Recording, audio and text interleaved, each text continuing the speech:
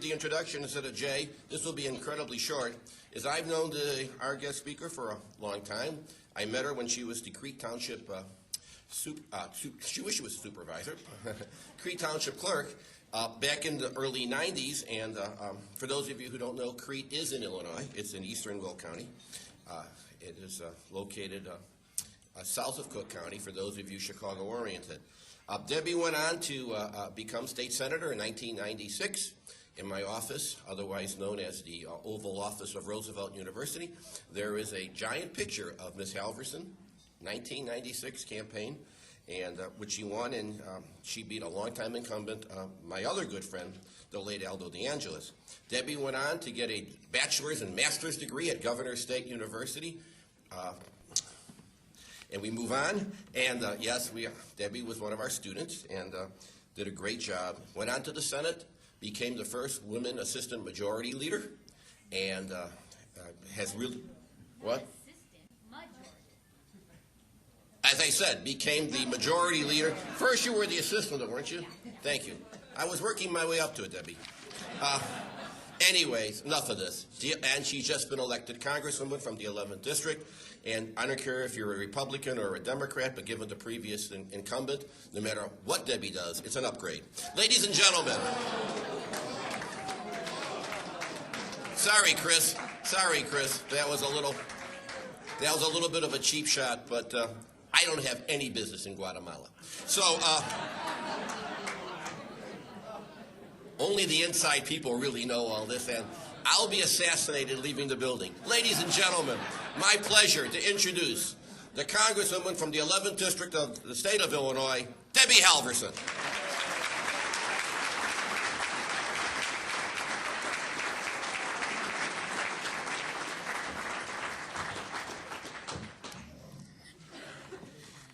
Paul?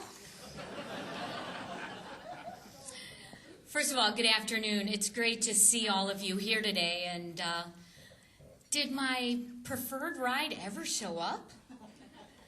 Anyway, I hope they make it. First of all, it's great. Oh, they did! Yay! I was worried. First of all, it's great to see so many familiar faces, and how exciting to be here with all of you. I know I get home on Saturdays and Sundays, but I spend Monday through Friday in Washington, D.C., and you know, Bill Hood from American has assured me that most likely I will make my 2:20 flight today. We'll see. But again, I just want to welcome all of you, and it's great to see so many of my wonderful elected official colleagues here. But I also want to say thank you to my wonderful husband, who's very active with the Southland Chamber, who's here with us today. In fact, half this room looks like Southland Chamber people. And I can thank Jim and all my friends at the Chamber for being here, so thank you all. But also, my daughter Stephanie. Stephanie is here, Stephanie Faraci. Poor Stephanie, she has to go to events just to see me these days. She was on Friday night, she was in Kankakee, and, you know, but anyway, it's not really true. Because she has a wonderful 3-year-old little granddaughter that I have to see at least every other week or so. But it's great to be here today, and I want to say a special hello to my friend, I think he's still my friend, Paul Green. Paul, the educator that he is, was a very strong influence on me when I decided, or was trying to decide, whether to go back to school. I'm not sure why. But he was, because I was a state senator and I had not had the opportunity to finish my college education. But when I was a senator, I knew I wanted to go back. I just didn't know how that I could work that in at the same time as being a senator. And I can remember he sat me down and told me that I should just do it. And I did, and he left. So after he encouraged me to go to Governor State, he talked Governor State up and thought I should be there. He went to Roosevelt. So, Paul, I'm not sure why you talked to Governor State University up but left, but that's okay. I'm sure you had reasons to. So I will say, though, that I remember some really great stories about... It's okay. You got to catch your plane, don't forget. Yeah, it's about... But that's okay. I'm sure you'll take it easy on me later with the questions and answers, so I just will not talk about that. But again, it's great to see so many of you. So I would rather spend some time today, instead of telling you stories about Paul Green, even though that would be an interesting story all in itself, I want to talk today about the situation we find ourselves in with regards to some of the things going on. Also, I know you'd probably rather talk about the infamous former governor and maybe our junior senator, but Jay didn't charge enough for tickets.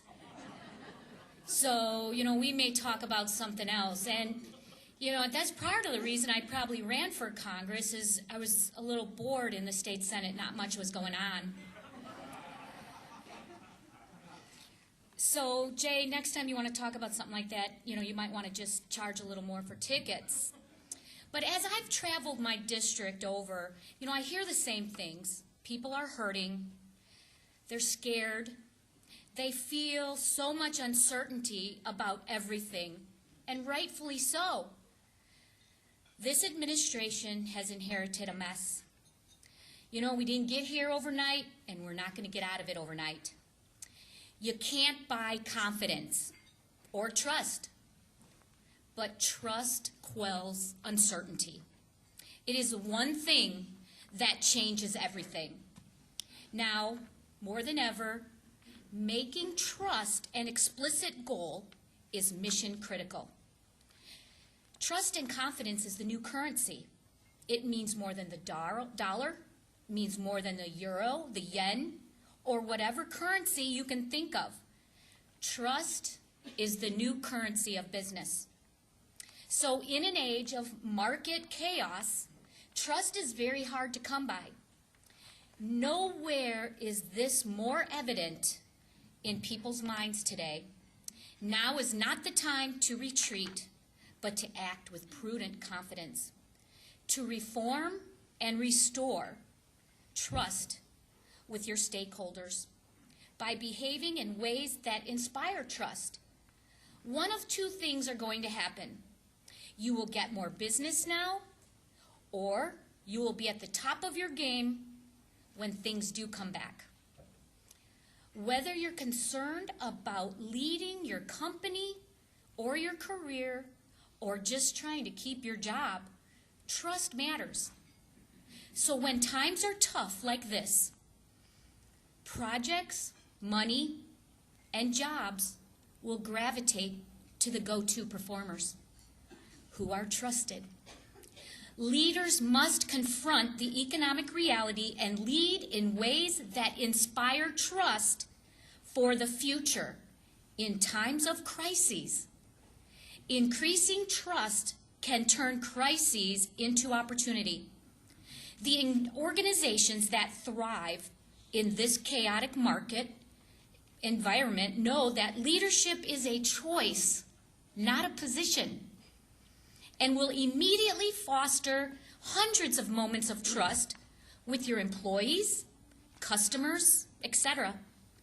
These moments will be led by both formal and informal leaders throughout the organization, behaving in ways that inspire trust. So whether you lead a team, a department, an organization, a city, or a county, the first job of a leader is to inspire trust amid change and chaos. With all the noise in the financial markets, industry, and politics, I challenge all of you, as you listen to me today and in what I say, I inspire you to do the things that you can do as an individual to inspire trust. And there's a lot of positive stuff that is going on. We passed an economic recovery bill that will put people back to work and provide immediate tax relief. Now, we're losing 20,000 jobs a day in this country.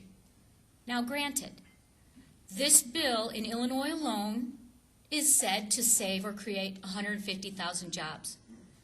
It's a beginning. It's not the end. It's a beginning.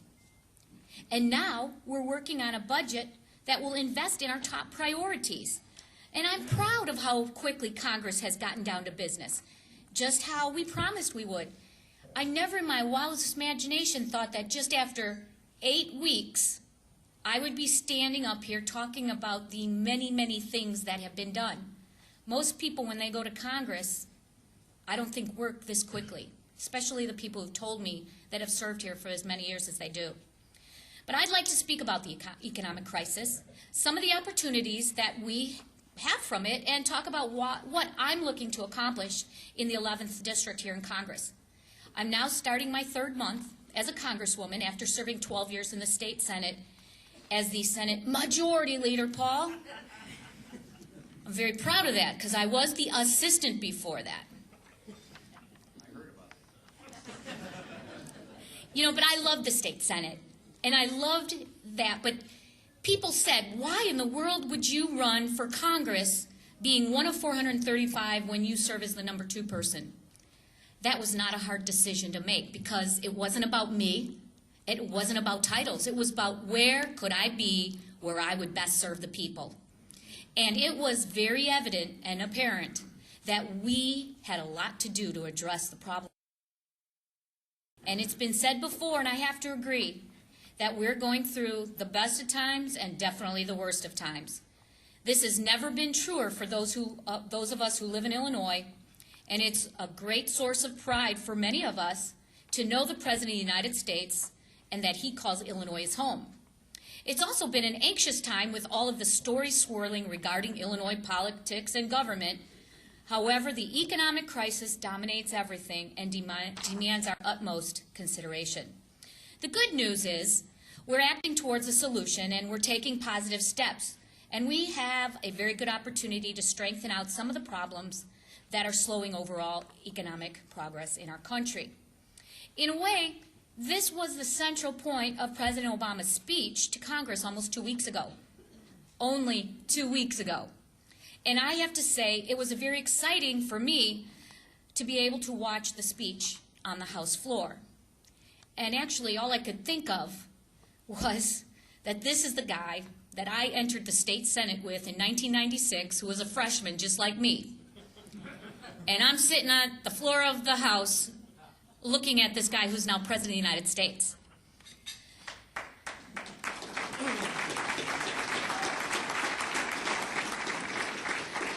But I also remember the headaches he used to give Emil Jones every day when he would give lectures about which bill was constitutional or not. And Larry Walsh remembers that too because he had to sit next to Brock. And he had to play poker with Brock. So, you know, Barack was very methodical then as he is now. What you see is what you get. And I have to say, back in '96, he was not a whole lot different than he is now. You know, he thinks things through. So we've all come pretty far since then, I guess. He really has. So far, though, I think the president has done a good job. You can disagree or you can agree, but we've managed to move a lot of good legislation. However, again, as I said before, we didn't get in this mess overnight.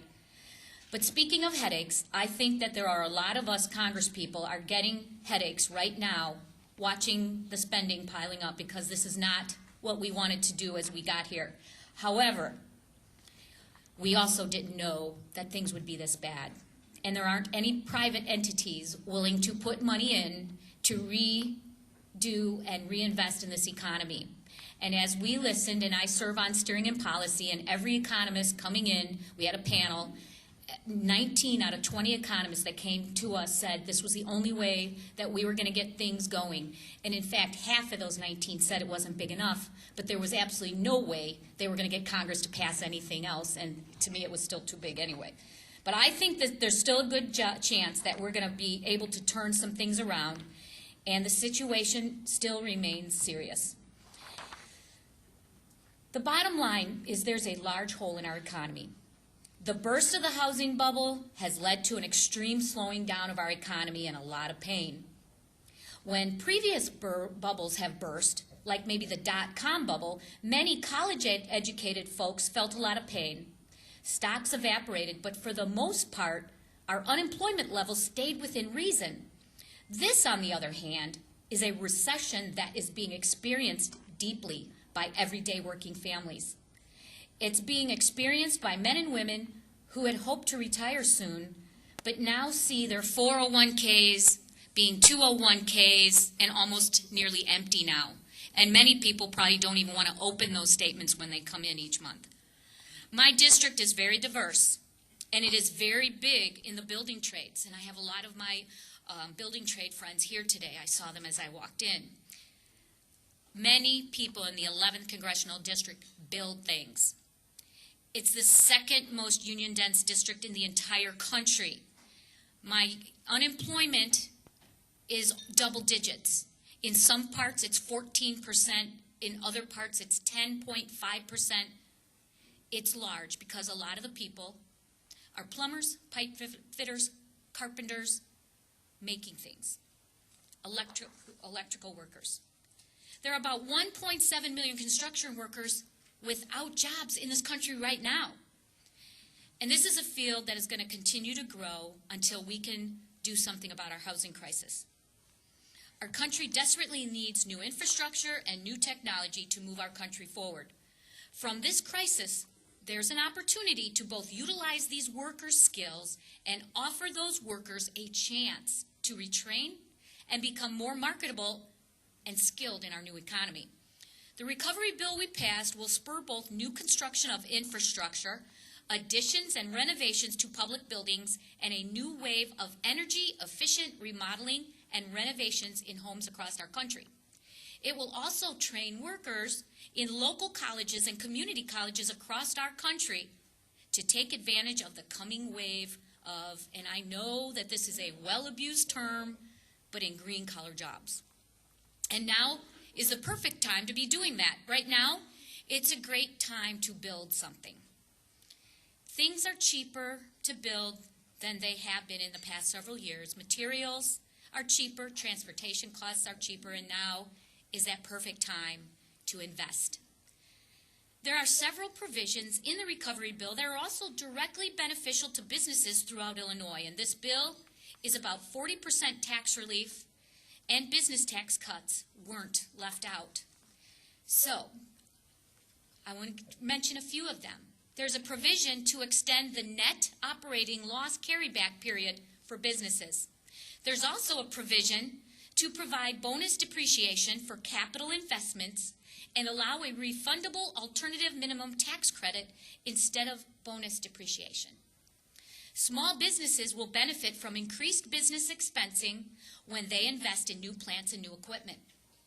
And then there's even a cut in the capital gains tax for investors in small businesses who hold stock for more than 5 years. There's also a provision in the bill to provide for alternative minimum tax relief for 26 million individuals. This was something I supported from the outset, and I circulated a letter to my colleagues in support of keeping the AMT relief provision in the bill while it was being debated. Now, this bill is not a perfect bill, as I'm finding out. And as I'm finding out is a little frustrating, the difference between Illinois and Congress is, in Illinois, the bills have to be germane, one subject only. In Congress, one thing passes the House, another thing, it gets changed in the Senate, and then it comes back, it's negotiated, and, you know, there's lots of stuff in every bill, and some of the things you like, some of the things you don't like, and it's very difficult to like everything that's in a bill. But when you have different regions and different parts of the country, you have to sometimes plug your nose. This is why this recovery package was endorsed by the U.S. Chamber and the National Association of Manufacturers, because there was so much in it in job growth and reinvestment in our infrastructure. There's also investments for health IT, a new electric grid, and broadband technology that will help our country prosper in the 21st century. However, I don't believe the recovery bill will be the cure for all our problems. And although I believe it will save and create jobs in the short term and help revitalize the economy in the long term, one area that I felt the recovery bill fell short fell short was with the investments to our waterways. Our locks and our dams are very important. My district is full of the waterways of Illinois. And this is an issue that greatly affects not only the 11th congressional districts, but a lot of people all over Illinois. And I've learned over the last couple of months about our locks and our dams. And the last Friday, I had the Illinois Chamber of Commerce, who's really been working hard on this issue, as well as the Farm Bureau and quite a few other entities. See, I have all my friends here from all the different entities. And talking about the fact that quite a bit, $16 billion worth of goods are transported through the Illinois locks and dams every year, and it's a major economic engine. It's also the clean, green, safe way of transporting our products. It's the third largest port in the country, and I think we need to do whatever we can to make sure that we encourage job growth and commerce and keeping them safe. When I went out there, they said one of the locks in Joliet was leaking, so I expected a drip, drip, drip. What I saw was a waterfall. And so they have trouble. I mean, if that were, and they're holding up 39 feet of water above Joliet. So there's a lot of work we need to do. And we have a system that if one lock goes down, it stops the entire waterway. So we need to do something, and we need to make sure that we keep as much traffic off the roads and highways as possible.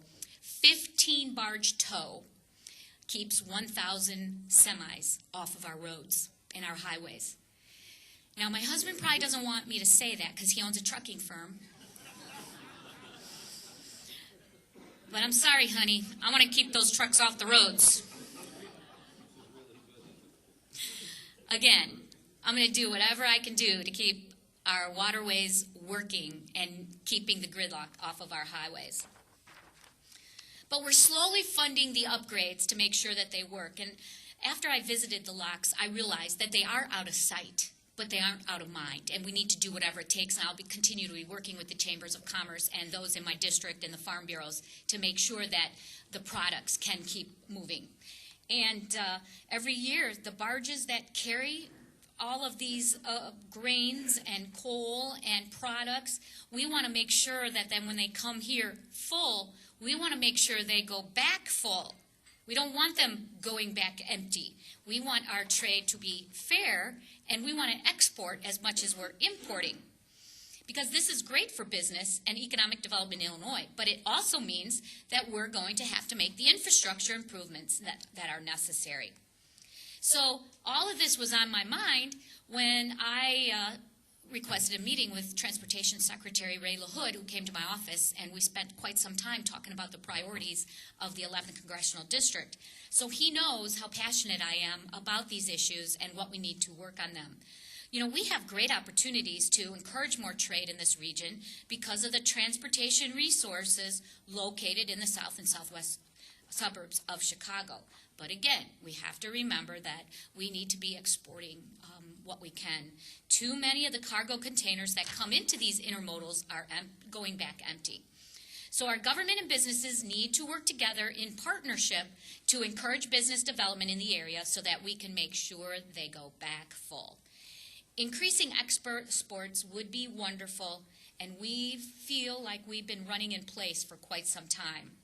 Our roads are already at capacity, and if any of you have been on I-355, you love that road, but it dumps everybody off in I-80, and you spend the rest of your life there.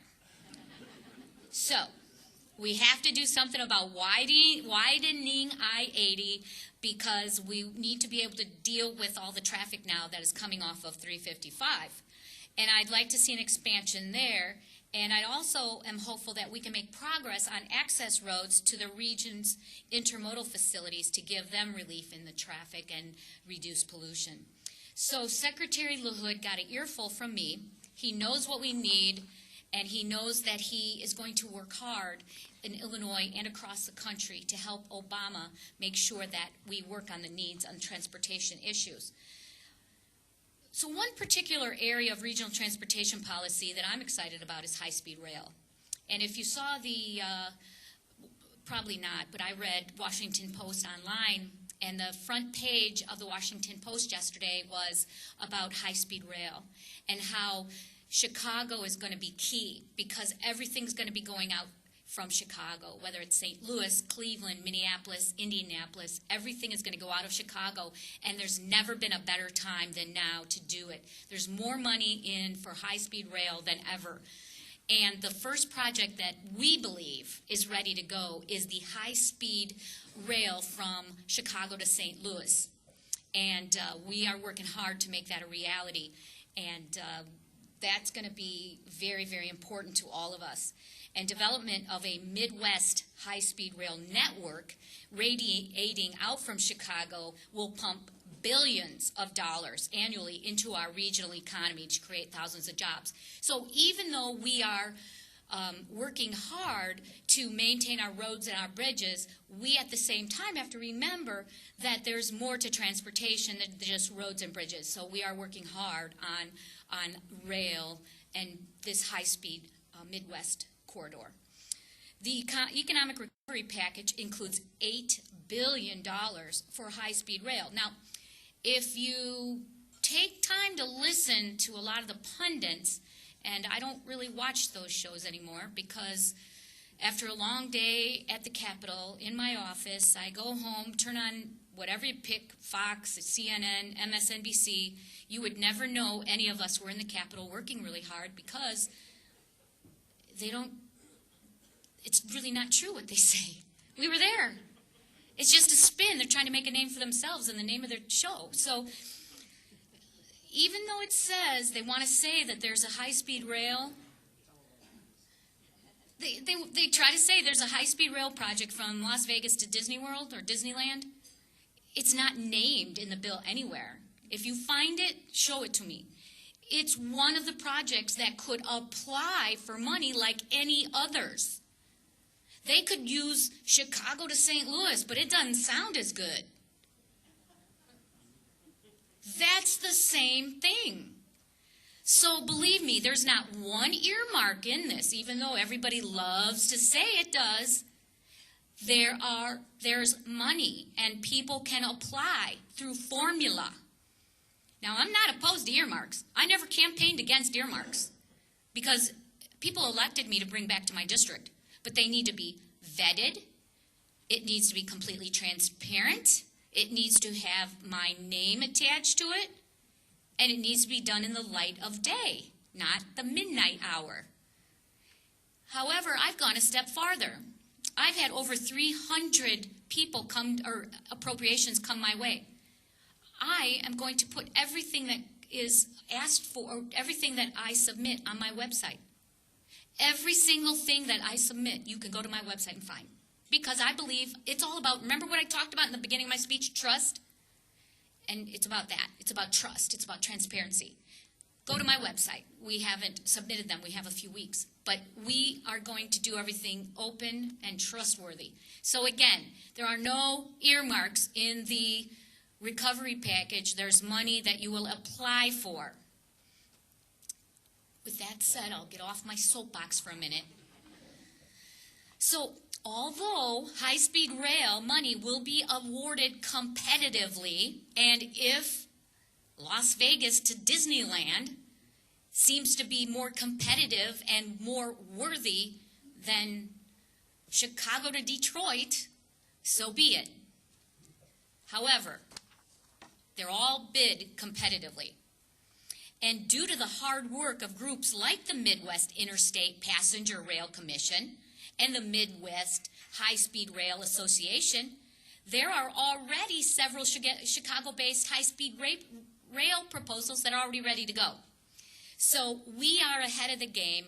All they need is money.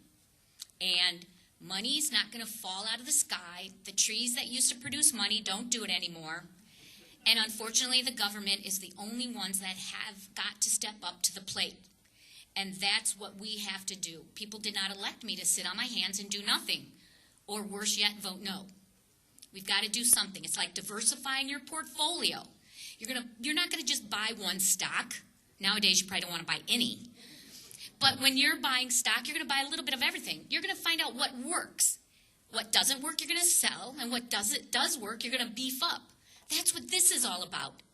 It's government's responsibility at this time to help people invest in their jobs, in their businesses, create jobs. What doesn't work in this package, they'll get rid of. What does work, they'll beef up. Because someone has to reinvest in this economy. Help things get better. Completion of a high-speed rail corridor between Chicago and St. Louis would be a tremendous help to the economics of several communities in my congressional district. If you take Chicago to St. Louis, the two stops that there will be on that high-speed rail are Joliet and Bloomington Normal, both in the 11th Congressional District. In fact, I think I saw some of my friends from Bloomington Normal, Kevin Callis from State Farm, and Mary Kriego. They work at State Farm. You know how nice, they have to come to Chicago a lot. You know how nice it would be to get on in Bloomington and take the high-speed rail to Chicago and probably get there in 60 minutes? That's what we're trying to do. Now, I'm sorry, Bill, it might alleviate some flying, but you'll still get the long trips. They'll go to Europe. They can't take high speed to Europe. See, I'm about spreading the wealth, and if my husband has to give up some of his trucks, you can give up some of your planes.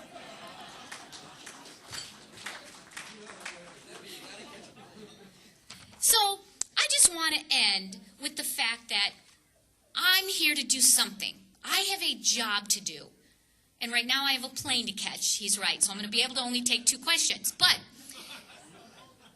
he knows. I want to come back.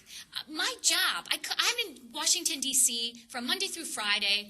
And I've learned the only thing different from Illinois and Congress is I now have to be in 3 places at every given minute of the day. I didn't know about that part of it. But I'll get used to it, just like my first couple of years in the state Senate were a little bit of input overload. But we've got a job to do. Someone's got to do it.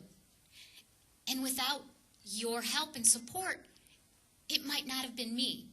And I am so honored and blessed to have the opportunity and the energy and the want to be that person, to be honest, to say, yes, I voted for that. Yes, I would do it all over again. And if it works, great. And if it doesn't, we'll try something else. We have no choice but to turn this economy around. And the only way we're going to do it is to work with our local, state, county, and federal governments on the same page, working together. And this was not the time to let everything go, let everything collapse, because some people think that government has no place in this. We have no choice. I wish we didn't have to spend this kind of money. But half of this bill will pay for itself in time because it will stir the economy, create jobs, build our economy, because when times were good, people were working, paying their taxes, they had good health care, and they were spending money in this economy, and that's what we want to do again. So thank you all so much for having me. I appreciate it.